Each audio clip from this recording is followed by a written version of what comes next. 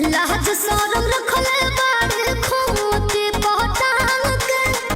भाई लोग ये देखिए तबाही का आगाज हो चुका है। आप लोगों को बता दूं सपना चौहान और खेसारी लाल यादव का एक बहुत ही बवाल गाना आने वाला है जिसके बारे में आगे बताएंगे। उससे पहले आप लोग देख पा रहे होंगे उसी शूटिंग लोकेशन पे अखिलेश कश्यप और सपना चौहान का बवाल रील्स वीडियो। तो भाई वहीं अन्नपूर्णा फिल्म से गाना आने वाला है। समझ सकते हैं कितना तबाही वाला गाना आने वाला। अखिलेश कश्यप का कहर भाई जितना तगड़ा होता है क्या ही बोलिए।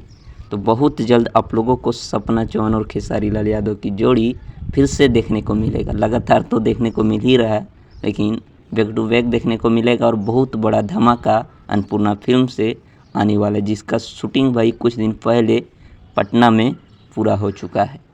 तो जितने भी खेसारी के फैंस हैं तैयार रहिएगा इस जोड़ी को देखने के लिए, एकदम गर्दा होने वाला है।